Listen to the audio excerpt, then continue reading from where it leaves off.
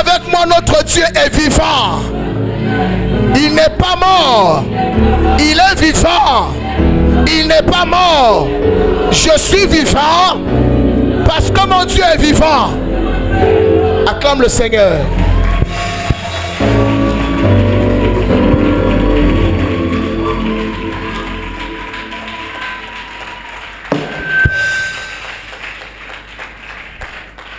Amen, amen. Asseyez-vous royalement.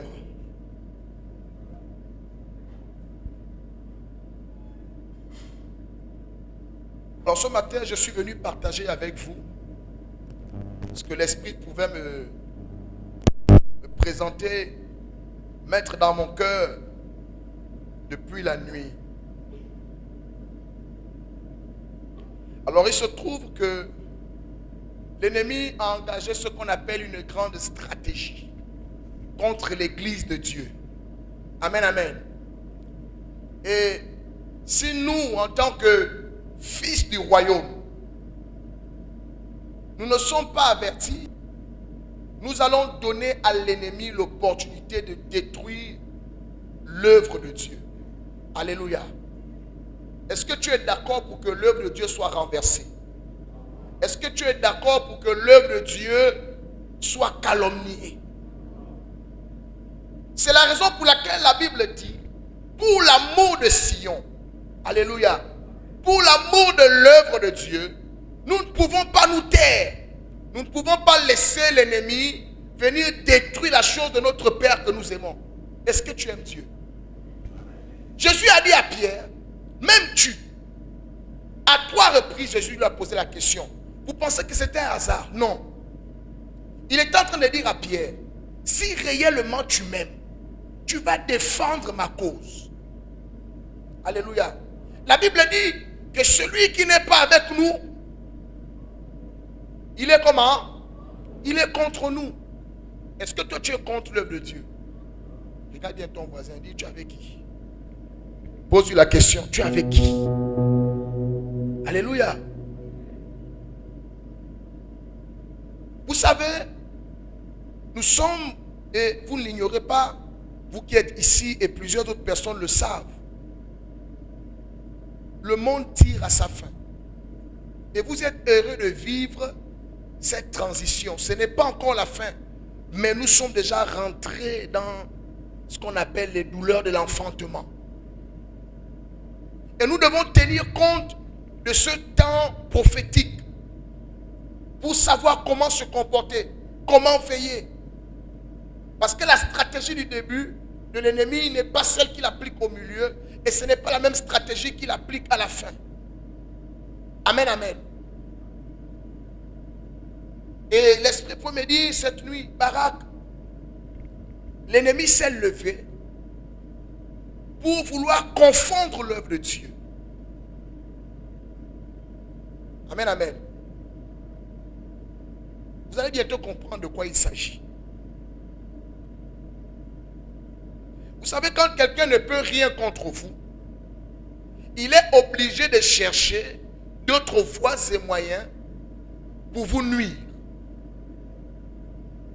Amen, amen.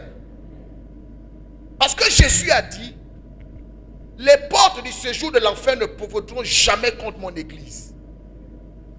Et l'ennemi le sait. Mais cependant, s'il sait qu'il ne peut vraiment pas t'atteindre, la Bible dit, souvenez-vous, ils l'ont vaincu par le sang de l'agneau et, dis avec moi, et. Donc, ici, il est question de rajouter, alléluia, à ce que le sang de l'agneau a fait.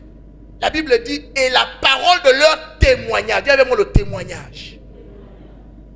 Donc, il y a deux choses qui donnent gloire à Dieu. Le sacrifice de Christ à la croix, en versant son sang. La Bible dit, c'est parce qu'il a fait cela que nous sommes sauvés par la grâce. Parce que si Christ n'avait pas donné son sang, bien aimé, aucun d'entre nous n'allait être sauvé. Peu importe tes œuvres. Parce que tous ont péché et sont privés de la gloire de Dieu. Or, sans effusion de sang, il n'y a aucun pardon, aucune rédemption. Or, le sang qu'il fallait, ce n'était pas le sang d'un pécheur. Il fallait le sang de quelqu'un qui n'a jamais péché. Parce que le sang d'un pécheur ne peut pas racheter un pécheur. Et c'est pourquoi il fallait que le deuxième Adam soit céleste. Qu'il ne naisse pas comme toi et moi de l'union d'un homme et d'une femme. Mais qu'il soit céleste. Alléluia. Et c'est pourquoi le sang de Jésus te rachète. Et parce que le sang de Jésus a été versé, le diable est vaincu. Celui qui te tenait en captivité, il savait que l'homme monte, il descend, l'homme sera condamné. Mais dès que Jésus a versé son sang, nous avons été libérés. Ça veut dire que les portes de la prison sont ouvertes. La seule chose que Dieu te demande maintenant, crois, aie la foi et sors de la prison. Mais la Bible dit, il y a le sang qui donne la victoire, mais il y a aussi la parole de leur témoignage. Pourquoi? Pour que l'on sache que la victoire a été vraiment authentifiée, il faut que tu sortes de la prison et que tu donnes témoignage que j'étais là-bas, la preuve, je suis dehors. J'étais esclave de l'alcool, la preuve, je suis libéré. J'étais esclave de la prostitution, j'étais dans la prison de la prostitution, la preuve, je suis libéré. Et parce que on voit ça, on dit, frère, Jésus a vraiment payé. Donc comprenez bien aimé que le témoignage ici vient authentifier l'œuvre de la croix. C'est pourquoi une église sans témoin est une église morte. L'ennemi ne va pas, on va dire, il ne va pas remettre en cause le sang de Christ qui a été versé. Il ne pourra pas le faire. Mais il peut faire une chose. Détruire le témoignage.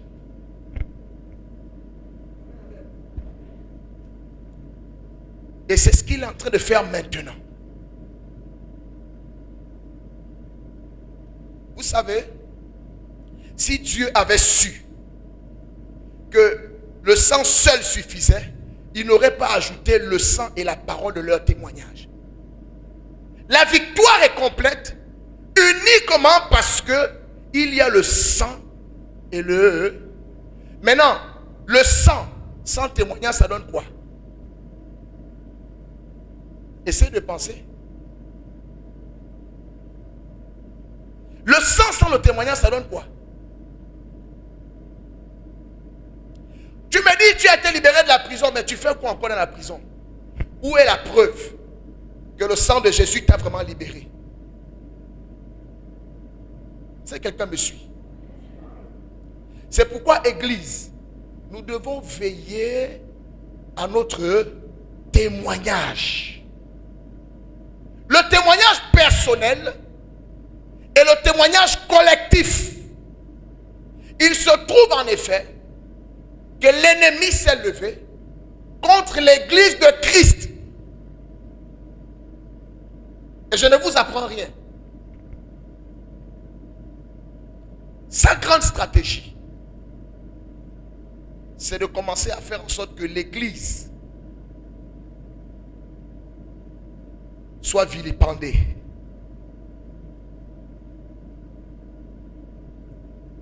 La grande stratégie actuelle du monde des ténèbres, c'est de disqualifier l'honneur de l'église. Que le mot église devienne quelque chose de banal. Que le mot chrétien, alléluia, perd tout son sens. Mais je vais te dire une chose. Si toi tu crois en effet, tu te dis, dans tous les cas, c'est chacun pour soi. Amen, amen. Si tu fais partie du lot qu'on attaque, si on réussit à attaquer le groupe et que tu es dans le groupe, tu seras atteint. Est-ce que vous comprenez? Oui.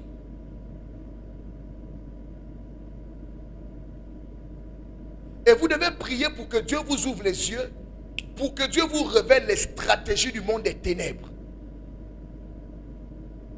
Vous allez constater qu'aujourd'hui, il est facile pour un pasteur, lorsqu'un pasteur fait quelque chose de mauvais, qu'est-ce qui se passe? Quand on attrape un pasteur en train de faire ce qui est mal, quand un pasteur ou un serviteur de Dieu est sujet à scandale, ça s'arrête chez lui. Ça fait comment? On généralise. Alléluia. Bien aimé, un temps on peut se dire, en tout cas ce n'est pas tout le monde. Bien aimé, attention. Dis avec moi attention. L'ennemi sait où il va. Amen, amen. Je vais vous montrer une image. Si l'église perd sa crédibilité, si l'église, si la communauté chrétienne, si le mot église, le mot chrétien, perd toute sa valeur. Or, la Bible dit dans Acte 2, au verset 47, Dieu ajoutait à l'église ce qui était... Bon, dites-moi un peu, les personnes que vous êtes censés gagner, vous les amenez où? Vous les gagnez d'abord même comment? Parce que si tu viens gagner quelqu'un, alléluia, pour la cause du royaume, cette personne doit rejoindre un endroit, ce qu'on appelle la nouvelle famille en Christ, ce qu'on appelle communément église. Mais si l'église a déjà perdu sa crédibilité, et toi tu te présentes au nom de cette église, au nom du Dieu de cette église que les gens ne respectent plus, comment vas-tu faire pour gagner les personnes qui se perdent?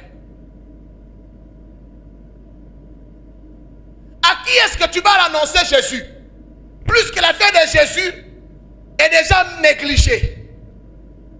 Le mot Jésus a perdu toute sa valeur. Ça veut dire, l'ennemi va utiliser cette stratégie pour nous museler. Bien aimé, quand tu as honte, tu te tais. Est-ce que vous me comprenez? L'ennemi cherche à museler l'église de Dieu en détruisant le témoignage et la crédibilité de l'église. Et il passe par certains agents. Certains, ils ont vraiment été serviteurs de Dieu, mais après ils ont été séduits. La plupart, ce sont des faux, mais qui disent être des serviteurs du Dieu vivant. Et lorsque le scandale arrive,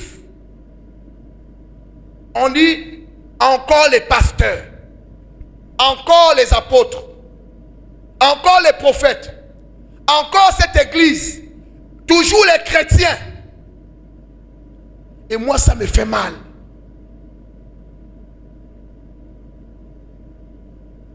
Et je ne suis pas d'accord avec tous ceux qui se dressent pour être des sujets à scandale. Alléluia. La Bible dit le temps vient, il faut qu'il y ait ce qu'on appelle une différence. Mais pour marquer cela, nous avons besoin d'utiliser la parole de Dieu et de mettre la lumière sur certaines choses. Bien aimé, celui qui ne dit mot consent. Et nous ne sommes pas là pour valider des choses qui veulent venir détruire l'œuvre de Dieu. Quand ce n'est pas bon, quand ce n'est pas selon la parole, bien aimé, on dit ça c'est pas bon. La Bible dit, nous n'avons pas à juger ceux du dehors. Mais si tu me dis, tu es frère dans le Seigneur. Si tu me dis, tu es serviteur de Jésus. La Bible dit, c'est ceux du dedans qu'on juge. Alléluia. Moi, qu'est-ce que ça me fait? D'aller parler des choses des païens. Ça, c'est à leur niveau. Amen. Mais si tu dis que nous sommes de la même famille, fais attention à ton comportement. Et je dis à tous ceux-là, chrétiens lambda, serviteurs de Dieu, pasteurs, évangélistes, prophètes, apôtres, bien-aimés, faites attention. Parce que si vous vous êtes laissé séduire par le diable pour venir détruire l'œuvre que Christ a chèrement gagné par le prix de son sang, dis avec moi, tu vas croiser. Dis encore, tu vas croiser. Moi, je ne suis pas d'accord pour ça. Est-ce que tu sais que là où tu es là, des fois tu ne sais pas.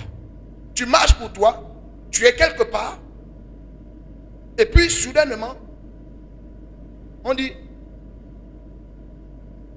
et voilà là, les chrétiens là, c'est menteurs. Bien aimé, je ne suis pas contre le fait que quelqu'un ait son opinion. Alléluia. Mais Paul a dit à Timothée, il ne faut pas accepter le mépris. Je ne t'ai rien fait, tu ne me méprises pas.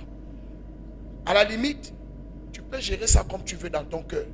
Mais si tu commences à vouloir partager ton opinion pour détruire la chose de Dieu, tu vas me croiser. C'est la raison pour laquelle, lorsque vous lisez les Écritures, Paul va dire au proconsul, qui es-tu? Quand moi je viens pour vouloir gagner une âme, toi tu te positionnes en bas Jésus. Paul a maudit cette personne, elle est devenue aveugle. Alléluia. Paul a maudit cette personne, elle est devenue aveugle. Il y a des personnes qu'on doit maudire. Est-ce que vous comprenez? Il y a des personnes qu'on doit maudire. Celui qui vient au nom de Dieu et qui dit qu'il est un frère, il dit qu'il est serviteur. S'il ne se comporte pas comme tel, bien aimé, n'hésitez pas à pointer du doigt cette personne en disant, tu arrêtes le désordre.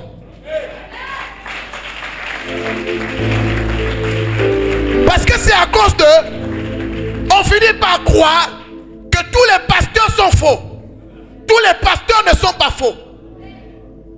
Mais comment les gens feront-ils pour savoir que tous les pasteurs ne sont pas faux? Si tu te tais, si tu ne connais pas la parole de Dieu, comment est-ce que tu vas défendre l'œuvre de Dieu? Dis avec moi, je ne suis pas d'accord. Dis encore, je ne suis pas d'accord. La Bible dit dans Galates, au chapitre 1, je vais lire à partir du verset 8. Mais quand nous-mêmes, quand un ange du ciel annoncerait un autre évangile que celui que nous vous avons prêché, qu'il soit anathème. Vous savez ce que ça veut dire, non? Paul dit, même si c'est un ange, c'est-à-dire que même s'il vient du ciel, parce que l'ange ici, on voit déjà la dimension spirituelle, les gens sont des esprits. La Bible dit, même si c'est un esprit qui vient de chez Dieu, s'il ose te prêcher un autre évangile, tu as le droit de maudire cet ange. Nous avons le droit de déclarer la malédiction sur tous ceux qui amènent ce qu'on appelle la honte, ceux qui amènent le scandale. Parce que dans tous les cas, il y a des gens, vous leur parlez, ils vont se ressaisir et se repentir. Mais il y en a, vous sentez que non. Celui-là, c'est déjà un agent de Satan. Il s'est fait appeler frère. Ce genre de personne, il faut l'exposer. Pour que le monde sache que non. Dans notre affaire-ci de Jésus, bien aimé, peut-être que tu ne connais pas notre affaire, mais celui-là n'est pas un frère. La Bible dit, n'ayez aucune relation avec quelqu'un qui se nommant frère agit comme un païen. Est-ce que vous me suivez? Paul dit qu'il soit maudit. Et dans vos prières, ne cessez jamais d'intercéder et de maudire tous ceux qui viennent pour scandaliser l'œuvre de Dieu. On n'a pas dit de maudire ceux qui sont dehors, ceux qui ne sont pas chrétiens. Alléluia. Ce n'est pas d'eux il s'agit. Il s'agit de ceux qui se font appeler serviteurs de Dieu. Ceux qui se font appeler chrétiens, mais qui passent le temps à être des sujets de scandale. Un temps bien aimé, on va se dire, peut-être, il ne sait pas ce qu'il fait. Il faut arrêter ça. Ils savent.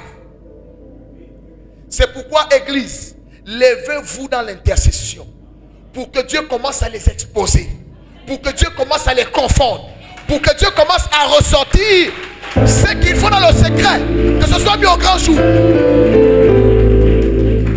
Non seulement on intercède, mais on prêche pour que ceux qui nous suivent, parce que vous savez, ceux qui sont au dehors, les personnes qui sont allées censées gagner, ils sont en train de regarder le spectacle. S'ils se rendent compte que dans cette affaire de Dieu, il n'y a même pas de personnes qui défendent, ils vont dire, mais donc ils sont tous pareils.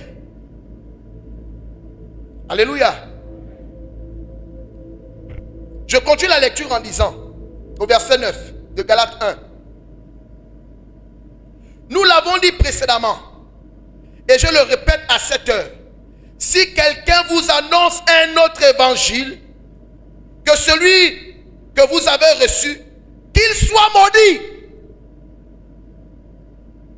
Si vous comprenez, c'est pas moi qui ai écrit ça.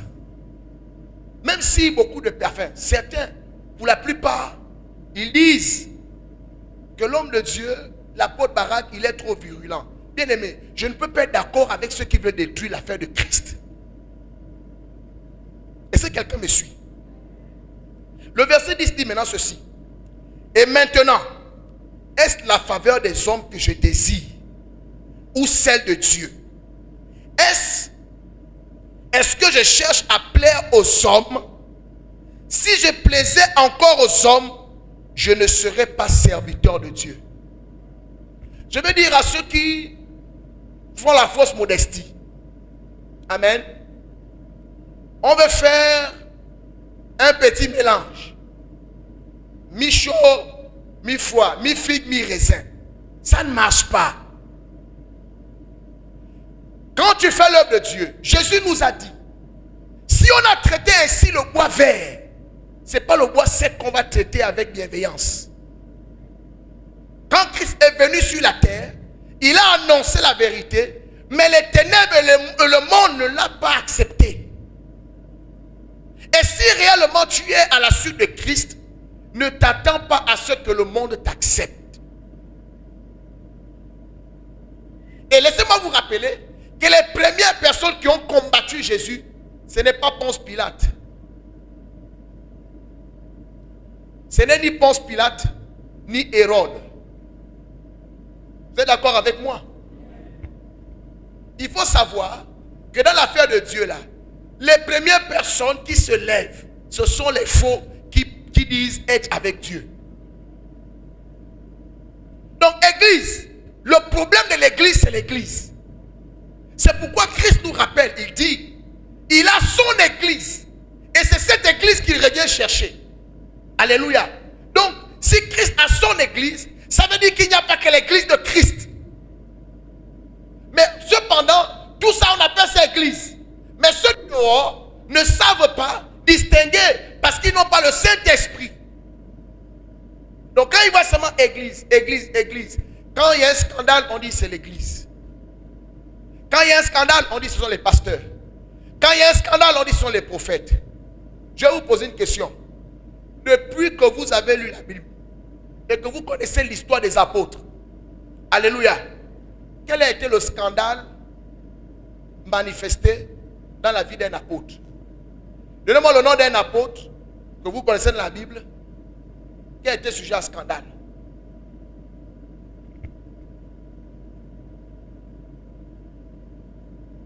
C'est qui? Hein? Il n'y a que... De toute façon, Jésus avait déjà dit que lui, c'est lui qui était habité par un démon. En dehors de lui, vous avez encore vu qui? Personne. La Bible dit, vous les reconnaîtrez à leurs fruits. Donc, c'est cette affaire. Oh non, on n'est pas là pour juger. On juge ceux du dedans. Si tu n'es pas chrétien, si tu n'es pas serviteur de Dieu, tu n'es pas prophète, tu n'es pas pasteur, tu ne te fais pas appeler apôtre, je n'ai rien à dire à ton sujet. Alléluia. Tu es un ganga, tu es féticheur, tu fais là-bas. Mais je sais que le Dieu que nous prions, un jour, il va te convertir. Jésus a converti beaucoup de gangas. Alléluia. Mais dès le moment où tu dis, je suis serviteur du Dieu vivant, bien aimé, fais attention à la manière dont tu marches. Parce qu'il y a des gens qui sont là pour t'observer. Alors, vous avez aimé cette prédication de l'apôtre Barak Israël, dirigez-vous vers notre page Onction Ministry TV, YouTube, et vous allez trouver d'autres enseignements qui nous seront bénéfiques. Alors activez la cloche de notification pour recevoir d'autres enseignements et likez, laissez un commentaire si vous en avez besoin. Vous avez des questionnements, laissez un commentaire et nous ferons le plaisir de vous répondre. Et si vous voulez participer au culte en direct, vous êtes à Libreville, vous avez juste à vous diriger vers le PK8 en face du marché banal. Son ici se trouve juste à côté de la pharmacie Saint-Esprit. C'est juste là où vous allez venir, c'est juste le bâtiment carrelé. Vous allez voir, vous allez appeler, on vous laisse un numéro WhatsApp, un numéro d'appel. Alors le numéro d'appel c'est celui-ci, 074 73 12 48. Et le numéro WhatsApp, vous pourrez également appeler ou bien écrire, c'est le 066 51 49 22. Alors soyez massivement bénis. Je vous bénis déjà de ce que vous avez regardé cet enseignement et je crois que vous allez encore être bénis davantage.